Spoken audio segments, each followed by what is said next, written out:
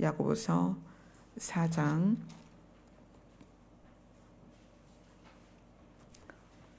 1절로 10절 말씀입니다.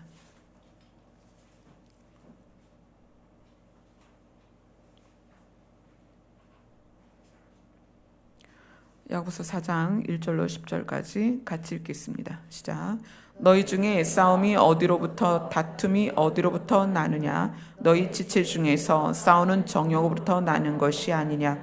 너희는 욕심을 내어도 얻지 못하여 살인하며 시기하여도 능히 취하지 못함으로 다투고 싸우는도다. 너희가 얻지 못함은 구하지 아니하기 때문이요 구하여도 받지 못함은 정욕으로 쓰려고 잘못 구하기 때문이라. 가늠한 여인들아, 세상과 벗된 것이 하나님과 원수됨을 알지 못하느냐? 그런즉 누구든지 세상과 벗이 되고자 하는 자는 스스로 하나님과 원수되는 것이니라. 너희는 하나님이 우리 속에 거하게 하신 성령이 시기하지 사모한다 하신 말씀을 헛된 줄로 생각하느냐? 그러나 더욱 큰 은혜를 주시나니 그러므로 일렀을 때 하나님이 교만한 자를 물리치시고 겸손한 자에게 은혜를 주신다 하였느니라. 그런즉 너희는 하나님께 복종할지어다.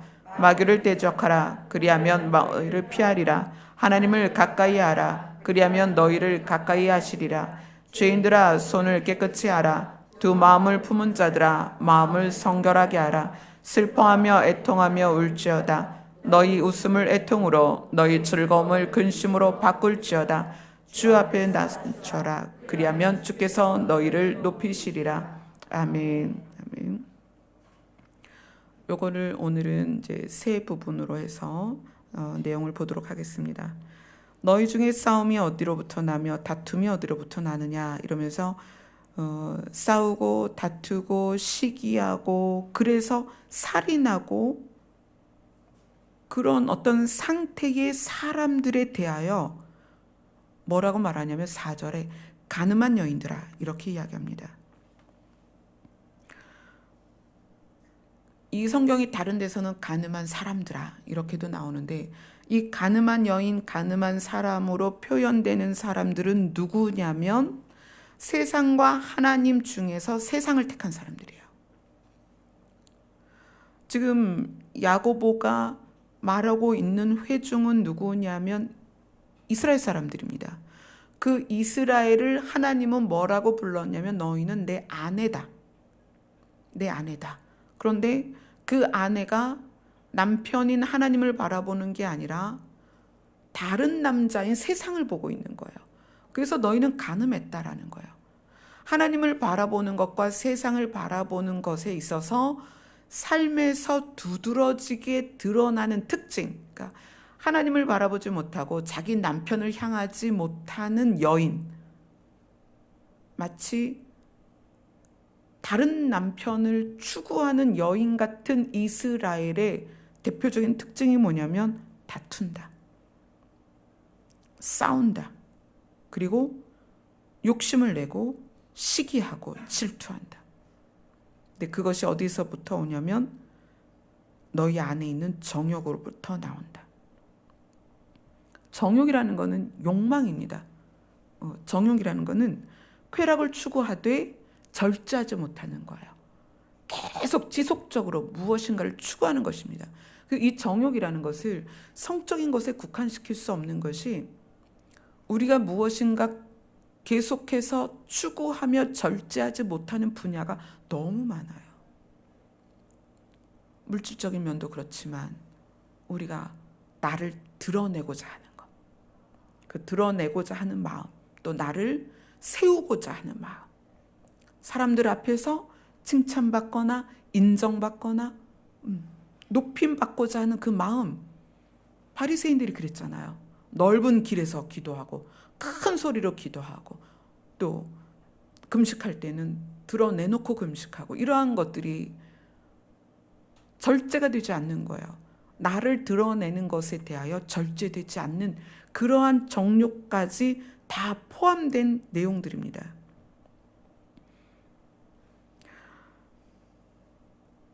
하나님이 아니라 세상을 향하여 벗이 된 자들이 그 두드러진 특징 중에 어떤 게 있냐면 너희가 얻지 못함은 구하지 아니하기 때문이다.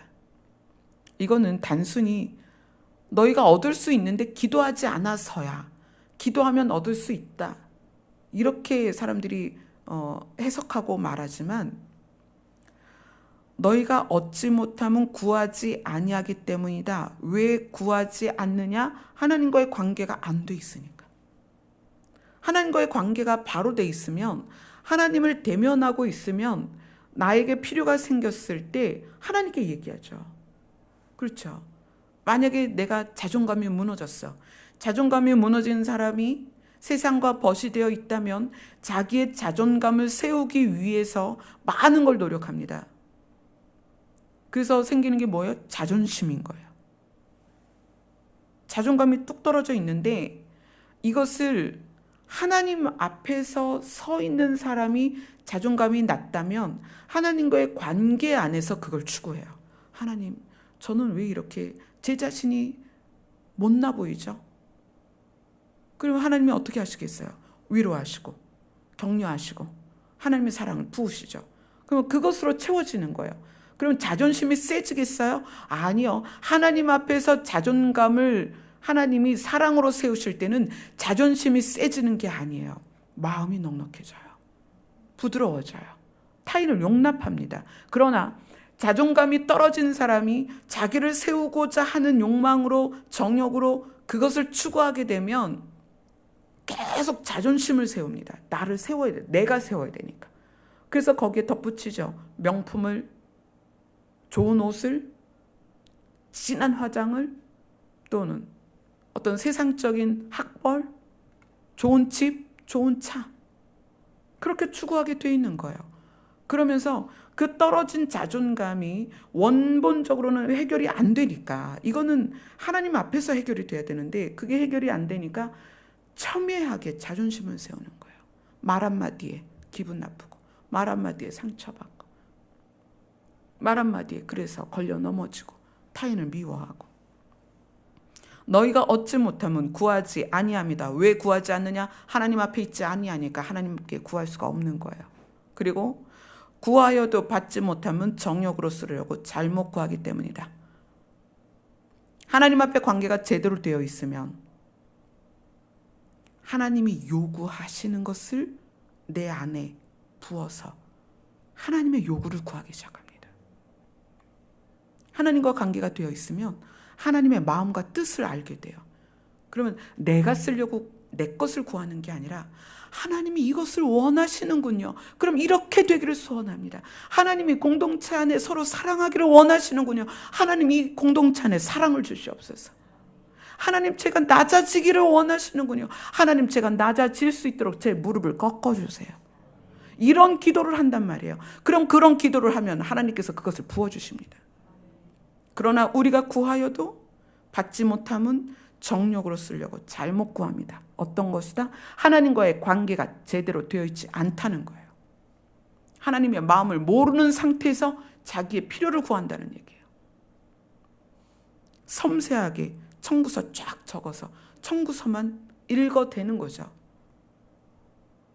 그거는 제대로 구하는 것이 아닙니다. 정말 제대로 구하는 것은 하나님의 마음과 하나님의 소원을 알고 구하는 거예요. 그러면 다 받습니다. 너희가 하늘에서 매면, 너희가 땅에서 매면 내가 하늘에서 맬 것이요. 너희가 땅에서 풀면 내가 하늘에서도 풀어줄 것이다. 내가 능력이 많아서가 아닙니다.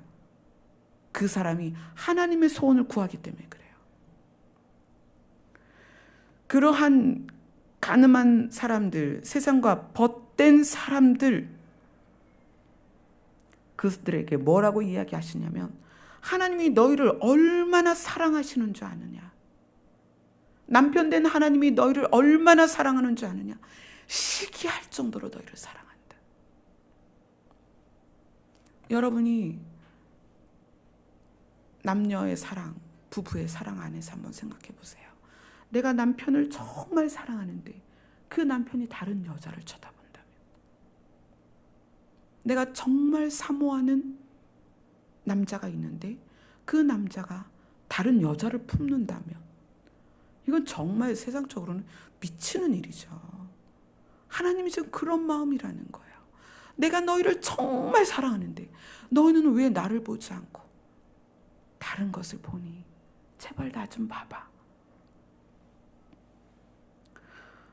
그래서 야고보는 하나님과의 바른 관계를 갖기 위해서 하나님께 어떻게 해야 되는가를 이야기를 하기 시작합니다. 6절에 보면 그러나 더욱 큰 은혜를 주시나니 그러므로 일렀을 때 하나님이 교만한 자를 물리치시고 겸손한 자에게 은혜를 주신다 하였느니라. 내가 나를 위하여 나의 것을 추구하는 자들이 아니라 하나님 어떻게 해요? 하나님 저 어떻게 해요? 제가 할 수 없어요 라고 나오는 자들에게 은혜를 주시는데, 야고보가 우리에게 가르쳐주는 하나님과 바른 관계를 갖는 방법에 대해서 세 가지를 이야기합니다. 첫째는 7절에 하나님께 복종할지어다. 두 번째는 8절에 하나님을 가까이 하라. 세 번째는 10절에 주 앞에서 낮춰라. 첫 번째 하나님께 복종하는 것과 세 번째 10절에 주 앞에서 낮춰라. 그 7절에 말하는 복종과 10절에 말하는 낮추라는 좀 달라요. 7절에서 말하는 하나님께 복종할지어다 라는 것은 명령을 따르는 실제적인 행위를 말하는 것입니다.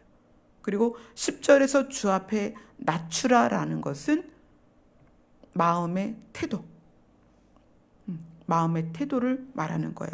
그래서 마음이 하나님 앞에서 낮춰져야 되고 그 다음에 복종은 그거에 따라서 행동까지 가야 된다는 거죠. 그리고 8절에서 하나님을 가까이 하라 이렇게 얘기해요. 하나님을 가까이 하는 자들에게 나타나는 특징, 지금 하나님을 향하지 않고 세상과 벗된 자들이 나타나는 특징은 싸움, 시기, 질투, 욕심, 다툼 이런 것들이잖아요. 그러면 하나님을 가까이 하는 자들에게 나타나는 특징을 이렇게 이야기합니다. 첫 번째는 죄인들아 손을 깨끗이 하라. 하나님을 가까이 하면 너희의 손이 깨끗게 될 것이다. 자, 이 부분을 한번 이렇게 봅시다. 사람들이 담배를 못 끊어서 교회를 못 오겠다. 술을 내가 마시는데 어떻게 하나님께 가냐 이렇게 얘기를 해요. 우리는 우리 모습 그대로 하나님께 와야 됩니다. 하나님은 빛이시기 때문에 우리가 죄악 가운데 있고 더럽고 어둠을 완벽하게 가지고 있다 할지라도 주님께 가까이 가면 그 어둠이 사라집니다. 그러니까 어둠을 우리가 털어내고 하나님께 오는 게 아니에요. 하나님 앞에 가까이 가면 그분의 생명의 능력이 우리를 밝히시는 거예요. 우리를 조명하시는 거예요. 우리의 능력으로 우리가 거룩해지는 게 아니라는 거예요. 그 다음에 두 마음을 품은 자들아 마음을 성결하게 하라. 두 마음을 품었다는 것은 두 남자를 사랑하는 여인 같은 거예요. 세상과 하나님을 가지고 두 마음을 품었어요. 근데 이런 사람이 하나님께 가까이 가면 마음이 성결케 되는 거예요. 어떻게? 내 안에서 마음을 정하는 거죠. 하나님께 가까이 와서는 하나님께 교제하다가 하나님, 제가 이제 하나님을 알게 되었어요. 하나님과 교제해 보니까 하나님밖에는 내가 더 사랑할 자가 없어요. 하나님만 사랑할래요. 이게 뭐예요? 내 안에서 하나를 내보내는 거죠. 두 마음을 품었는데 하나를 내보냅니다. 내가 두 남자를 사랑했는데 한 남자를 끊어내는 거예요. 그게 뭐다? 성결이다. 내 마음이 깨끗해지는 거예요. 성결이다. 하나님을 가까이 하면 우리의 손이 깨끗해지고 마음이 깨끗해지고 성결해집니다. 그 다음에 9절은 뭐라고 말하냐면 슬퍼하며 애통하며 울지어다. 너희 웃음을 애통으로 너희 즐거움을 근심으로 바꿀지어다. 자, 이건 무슨 말씀일까요? 오히려 슬퍼하는 자에게 기쁨을 주시고 애통하는 자를 위로하시는데 여기서는 슬퍼하고 애통하라는 거예요. 울어라. 너희가 지금 즐거워하는 그 모습을 이제는 애통으로 바꾸라는 거예요. 이건 도대체 무슨 말씀일까요? 성경을 봅시다. 어딜 보냐면 누가복음 6장 25절입니다.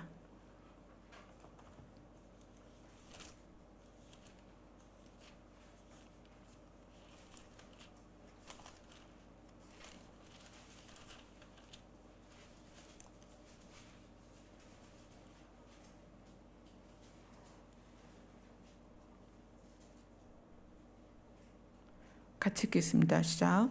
화 있을진저 너희 지금 배부른 자여 너희는 줄이리로다.